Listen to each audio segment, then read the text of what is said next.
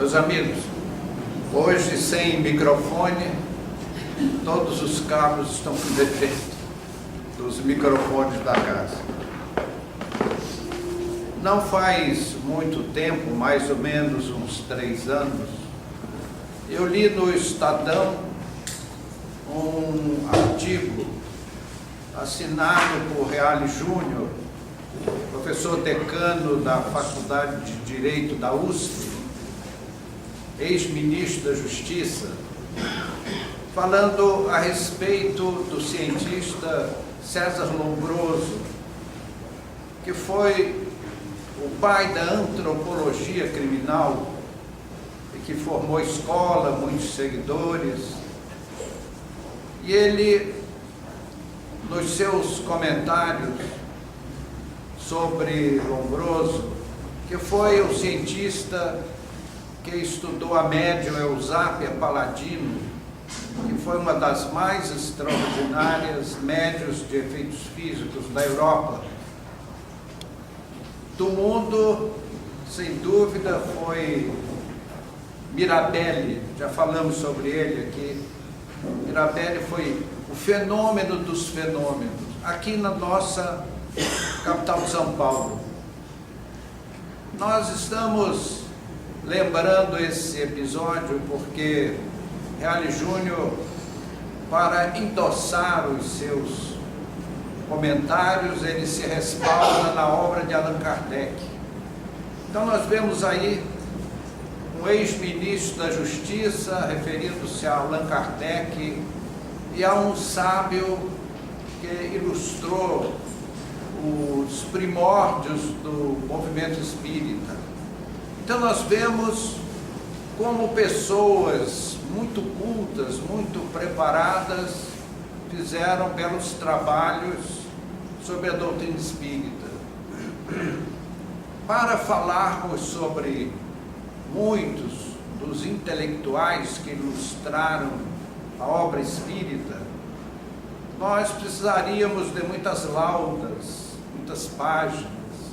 Aqui impossível, porque o nosso tempo é curtíssimo e vai muito rápido.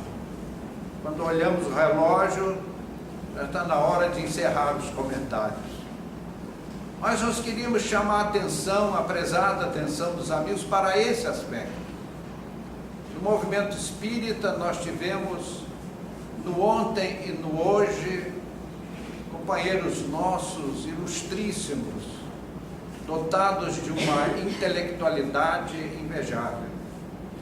E hoje, já que não podemos falar de todos, nós vamos lembrar aquele que foi o maior dramaturgo do século XIX, poeta sensibilíssimo, romancista emérito, que marcou uma era das letras da humanidade, que foi simplesmente o nosso confrade espírita Vitor Hugo. Muitos companheiros não conhecem a face de Vitor Hugo como um irmão de doutrina espírita.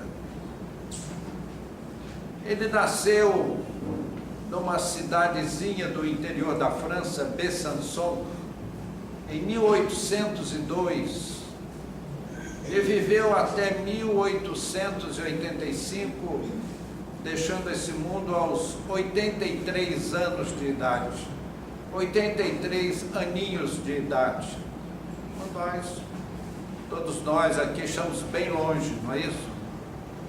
Allan Kardec, na Revista Espírita, de agosto de 1853, refere-se a Vitor Hugo, intitulando-o como um dos precursores da doutrina espírita do mundo, pelas suas ideias, a sua fé na sobrevivência da alma, da comunicação dos espíritos com os homens. Ele foi um expoente pelo seu nome literário, que deu volta ao mundo, ao planeta Terra.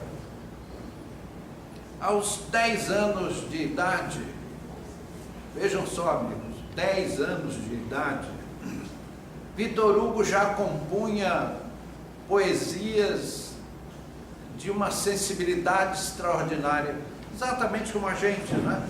Vocês lembram, quando vocês tinham 10 anos de idade, os poemas que vocês faziam eram assim, de emocionar. Foi na sua adolescência que ele escreveu o livro Odes e Poesias, que foi publicado em 1822, quando Victor Hugo estava com 20 anos de idade. Então, o seu primeiro livro ele escreveu na adolescência, mais ou menos como a gente faz, não é isso? Aqui eu vejo muitos companheiros brilhantes nas letras, né? Em 1831, Victor Hugo lançou o seu primeiro romance, que foi Notre-Dame de Paris. Com esse título, provavelmente quase ninguém conhece Victor Hugo. Notre-Dame de Paris. Mas é um livro que fala a história de uma personagem que varou as épocas, ficou na história, que é o Corcunda de Notre-Dame. Eu gostaria que alguém dissesse: não, eu nunca ouvi falar do Corcunda de Notre-Dame, porque o cinema ficou impressionado com a obra de Victor Hugo. Anthony Quinn, o famoso ator, fez o papel do Corcunda de Notre-Dame. Ele tinha um aleijão terrível, uma distorção espinhal alarmante, e era extremamente feio. Vestia-se de andrajos, não se banhava, dormia num buraco, alimentava-se dos sobejos dos monges, era uma criatura estranhíssima. Então era um problema sério, porque a função dele naquela grande catedral de Notre-Dame de Paris, ninguém queria tocar os sinos, e ele era assim como um robô. Ele sabia qual sino, que eram vários, e em que momento deveriam ser tocados, e lá ia ele. Parece que eu estou vendo Anthony Quinn pulando naquelas cordas, fazendo uma barulhada infernal, porque aquela catedral é imensa. A um só tempo, os clérigos precisavam dele para tocar com perfeição aqueles sinos. Mas, por outro lado, ele assustava o ambiente. Então havia os prós e os contras. Havia aqueles que até gostavam do Corcunda de Notre-Dame, pessoa que nunca se soube o nome, porque ele não falava, mas era eficiente. E no alto da torre, daquela grande catedral, havia um imenso sino. Eu não sei qual foi a engenharia que conseguiu colocar aquela peça de bronze pesando toneladas numa altura tão grande. E aquele Corcunda sabia exatamente um minuto, segundo que aquele grande sino tinha que ser tocado. Então ele pulava naquela grande cuia do sino de bronze e fazia um movimento com o corpo, e era a única pessoa capaz de acionar aquele gigantesco badalo, cujo repicar ia até aos bairros distantes, os subúrbios de Paris. Então ele foi aquela peça notável da obra, da imaginação de Victor Hugo. Mas ele incomodava, e os incomodados inventaram um jeito de dar um fim no Corcunda de Notre-Dame. Houve um crime. Então, o grupo de oposição resolveu acusar o Corcunda de Notre-Dame como autor do crime. Ele foi preso, foi levado ao tribunal da Inquisição. E lá foi lida uma peça acusatória. Ele não disse nada. Por que razão? Como ele iria dizer? Tocando aqueles sinos imensos, ele foi deteriorando as suas faculdades auditivas, e quem ouve ruídos muito fortes constantemente perde a faculdade auditiva, insensibiliza as células auditivas, e ele ficou totalmente surdo. Então, como se defender num tribunal se ele era mudo e surdo? Então ele foi dado como culpado porque não se defendeu. Não apresentou a sua versão porque ele absolutamente não ouvia nada. E foi condenado à morte pela Inquisição. Na verdade, o autor do romance estava levantando a lebre das arbitrariedades dos tribunais da Inquisição. Em 1841, Victor Hugo foi nomeado membro da Academia Francesa de Letras.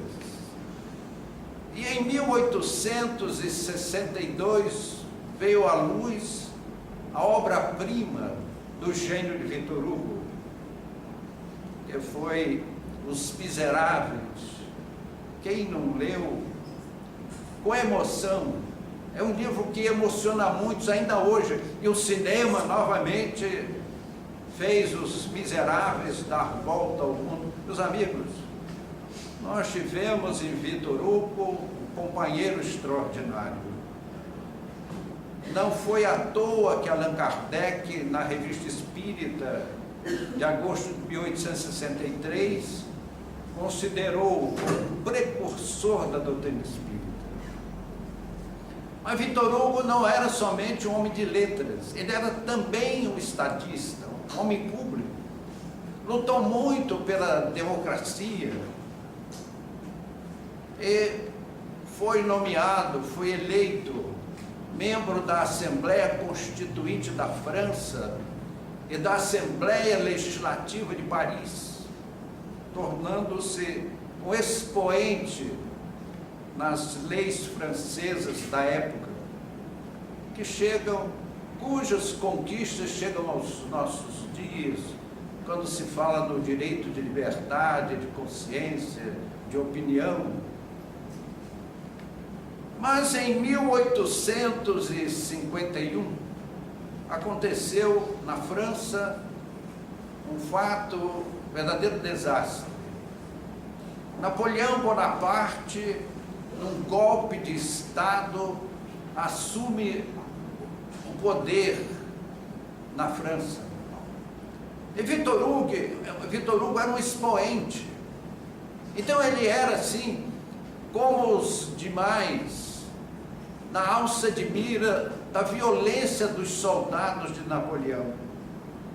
E antes que coisa pior acontecesse, ele pediu asilo político na Bélgica. E para lá se mudou em 1852.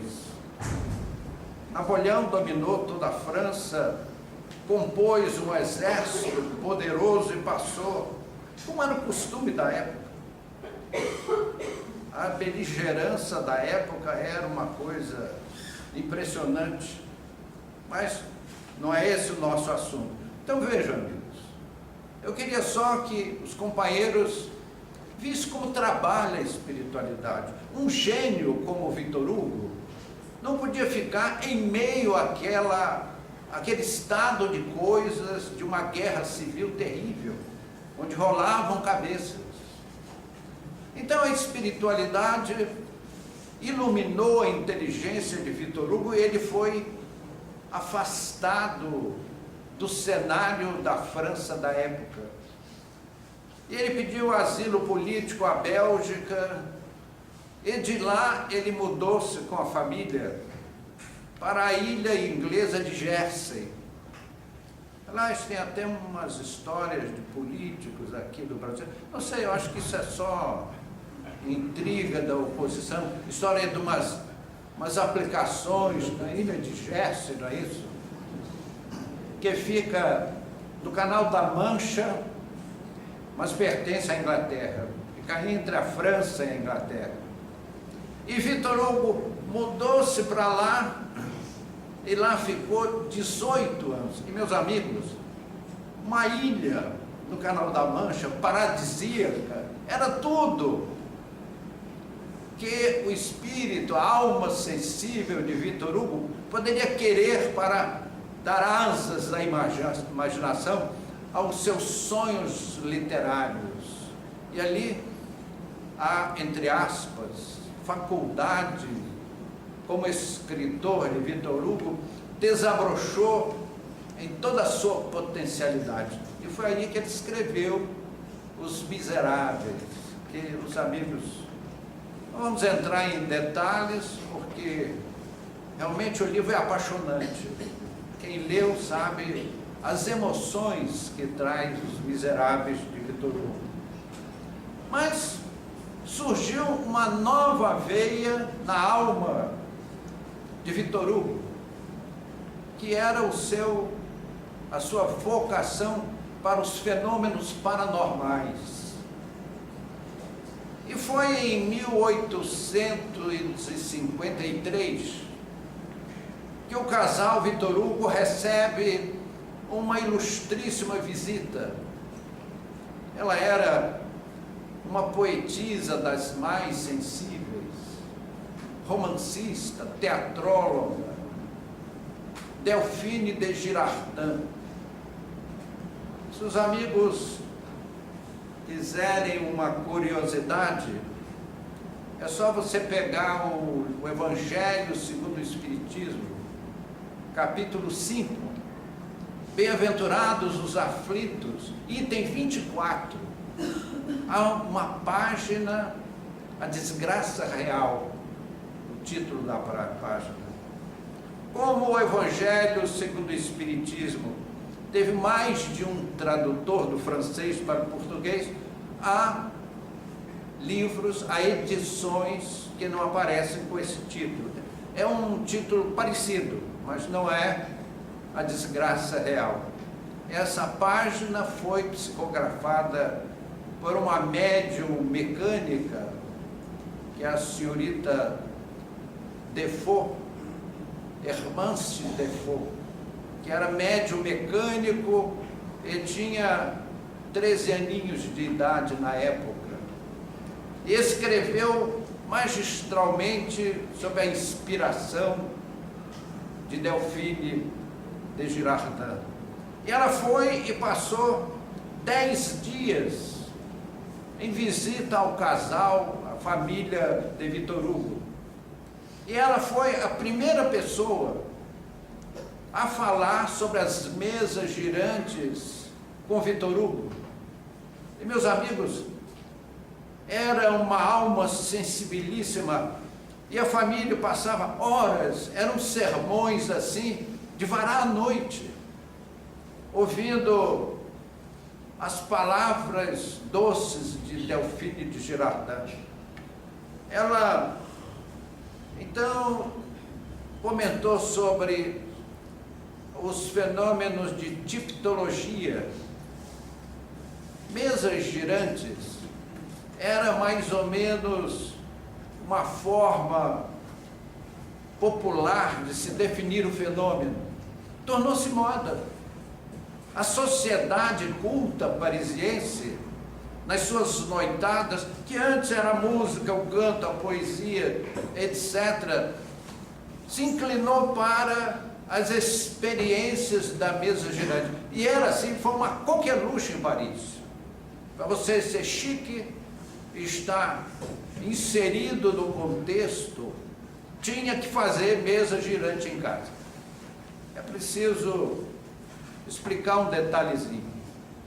Naquela época, as pessoas usavam um pequeno móvel. Quando se diz mesa girante, parece que é uma mesa como isso aqui, né? Mas não, é uma mesinha. Aqui seria um tamborete. Mas, você já pensaram em falar tamborete girante? Não é chique, né? Fica feio. Então, banquinho girante também não serve. Então nomearam mesas girantes, que era uma mesa pequenininha, que as pessoas usavam para sentar, para mexer nas partes baixas dos móveis, porque os móveis daquela época eram enormes, né? As gavetas eram tão grandes que se abria assim e saía tudo, até vampiro dali, né? Tão grandes eram os móveis. Então eles pegavam aquela mesinha e punham no meio da mesa da sala, para ela girar ali. Mas na verdade ela não girava, ela batia com os pés. Então eles faziam o seguinte: a senhora Delfine organizou a reunião. E um detalhe que ninguém sabia: o filho caçula de Victor Hugo, Carlos Hugo, era dotado de uma mediunidade extraordinária. E isso lá na ilha de Jersey. Ainda não era paraíso fiscal na época, né? Então era possível assim, um ar de espiritualidade, naquele ambiente gostoso, aquelas ondas suaves quebrando naquelas praias daquela ilha gostosa. Então a senhora, poetisa, teatróloga, romancista, pôs a mesinha em cima daquela mesa grande da sala. A tipologia tem a seguinte mecânica: pega-se as letras do alfabeto, coloca-se assim, em cima da mesa, e embaixo um outro papelzinho com o número de cada letra. Por exemplo, o A, número 1, o B, número 2, o C, número 3, o D, número 4, e assim sucessivamente. Não preciso ir até o Z, né? Senão eu vou ficar cansado, tá? E aí os espíritos dominavam a mesinha e davam pancadas com o pé da mesa. Não vamos entrar nesses detalhes, ficar só nesse ponto. Então os espíritos batiam com a mesinha 3 vezes, A, B, C, era a letra C. E 2 pessoas ficavam anotando, porque se uma errasse, conferia com a outra, e dessa forma eles iam pegando do mundo espiritual as letras para a formação das palavras. E assim eram obtidos os textos. Nas noitadas parisienses fazia-se isso, e nada de importante. Até que apareceu um mestre da Sorbonne, o professor Denisard, Hippolyte Denisard, que disse: puxa vida, isso é o magnetismo que envolve a mesa das pessoas. Mas, meus amigos, no momento em que através desse telégrafo, desse teletipo simplificado, consegue-se formar palavras, pensamentos, discursos completos, já não é uma questão de um fenômeno magnético, é uma questão de uma inteligência. E aí, os próprios espíritos revelaram ao professor Denisard: aqui há uma inteligência. E quem tem inteligência são os homens. Aqui no caso, os homens que perderam o corpo de carne e continuam homens. Porque quem pensa são os homens, não é a mesa. E aí caiu a ficha. Onde há um fenômeno inteligente, há uma inteligência. E quem tem inteligência são os seres humanos. Ali no caso, os seres humanos sem corpos de carne. Porque esses espíritos que nos cercam, participando da reunião de hoje, eles são tão homens e mulheres como foram. E aqui estão atraídos pelos seus amores, que somos nós, cidadãos terrestres. E eles vêm nos trazer o seu carinho, a sua alegria, porque estamos aqui.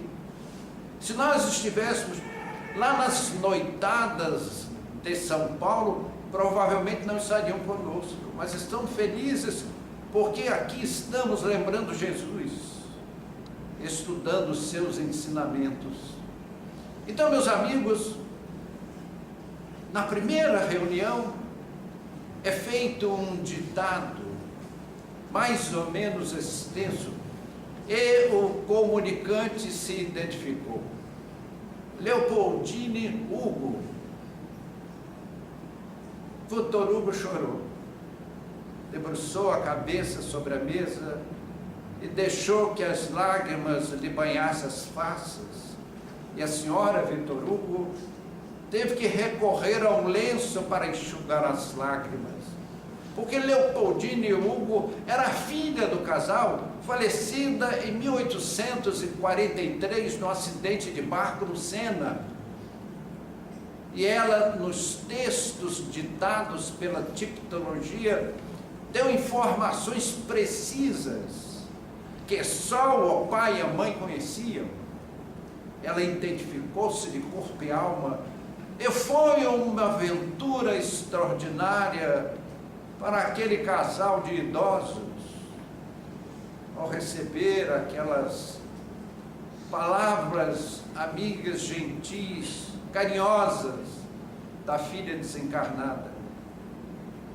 A partir daí, Vitor Hugo organizou uma sequência de reuniões para a comunicação com os espíritos, e fez ata de centenas de comunicações espirituais que foram publicadas no mundo, lavradas por Vitor Hugo com a sua própria pena, a sua magistral pena, aquela pena que nos deu aquele livro notável do Corcunda de Notre Dame, odes e poesias que nos deu Os Miseráveis de Vitor Hugo.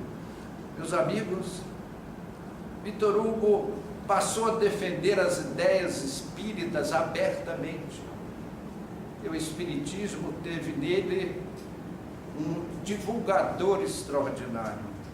É sua a inesquecível frase: a morte, o sepulcro, são avenidas que se fecham no entardecer e abrem na aurora, lembrando ele a imortalidade da alma. Meus amigos, Vitor Hugo teve que ir a Paris, no cemitério de La Terre, fazer um exórdio no sepultamento trágico de uma jovem de 15 anos. E ele fez um discurso em direção àquela jovem que desencarnava, que ficou uma página literária imortal. Que talento tinha Vitor Hugo, dizia ele: buscais esta jovem, mas ela não está aí, ela está aqui, porque ela não está morta, ela está viva. Oh, meus amigos, é isso que nos encanta na mediunidade, sob as orientações do espiritismo cristão. A doutrina espírita vem nos mostrar a imortalidade da alma, não por uma afirmação vã, uma expressão gratuita, mas nós temos os fenômenos de efeitos físicos, os fenômenos mediúnicos. Como explicar um menino com a 4ª série da escola primária escrever quase 500 livros, quase 500 best-sellers, que ainda são hoje editados em tantas línguas? Hoje mesmo vi numa revista espírita um livro do Chico com o título em alemão. Então, meus amigos, é a obra do Cristo se estendendo à humanidade, despertando ao homem para as realidades do espírito.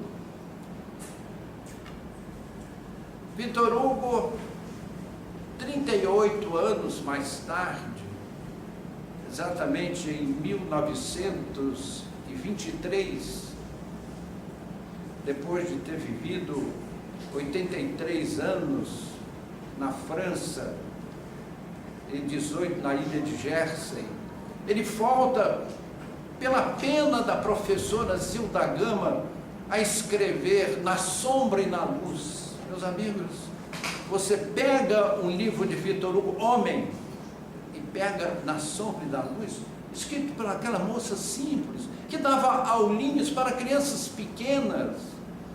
Ela não era um intelectual para escrever com autêntico estilo de Victor Hugo. E volta ainda a nos trazer almas crucificadas, na sombra e na luz, o Castelo de Apolo, e uma série de 6 livros, 5 editados pela FEB e um editado pela editora LAC. São 6 livros colossais, transmitidos pela pena da professora Zilda Gama, inspirado por Victor Hugo. Quem foi Zilda Gama? Foi uma moça mineira nascida em Juiz de Fora em 1878. Vejam bem, amigos, ela era a reencarnação da Leopoldine Hugo, a qual nos referimos há pouco. Ela volta e reencarna no Brasil. A sua mãe teve 5 filhos e 5 filhas, e faleceu o casal. Ela, como professora primária, meus amigos, a professora primária, ela só tem uma grande virtude: com o que ela ganha quando ela casa é por amor, não é por dinheiro. Então as professoras casam por amor, então tem uma grande felicidade, uma grande virtude. Ela criou as 5 irmãs. Uma outra, a caçula, casou-se, teve 5 filhos e faleceu ela e o marido. Zilda Gama, depois de ter criado 5 irmãs, teve que criar 5 sobrinhos. Aí já não podia casar mais, nem sendo professora, porque já estava com uma idade avançada, e aqueles prejuízos da senilidade, que eu sei que não é o caso dos amigos aqui presentes, que são todos muito jovens. Deixa isso para nós, e já dobramos o cabo da boa esperança. Então, Victor Hugo, que amava aquela filha Leopoldine, escreveu 6 livros notáveis, que estão aqui na biblioteca da casa. Deleite-se, meu amigo, com Victor Hugo através de Zilda Gama. E como se não bastasse, ele ainda volta pelo Divaldo Franco, escreve 5 livros. Meus amigos, eu li os 11 livros de Victor Hugo. Você não sabe qual é o livro do Divaldo, qual é o livro da Zilda Gama, porque o estilo é absolutamente o mesmo. Aquelas metáforas imponentes, típicas de Victor Hugo. Então, meus amigos, nós espíritas temos uma dívida de gratidão com esse irmãozinho nosso, que nos faz esse pequeno histórico, essa pequena biografia, porque se fôssemos escrever a vida e obra de Victor Hugo, precisaríamos de muitos tomos. A ele, a nossa gratidão, o nosso muito obrigado. Victor Hugo, meu querido amigo, que Jesus o abençoe e lhe pague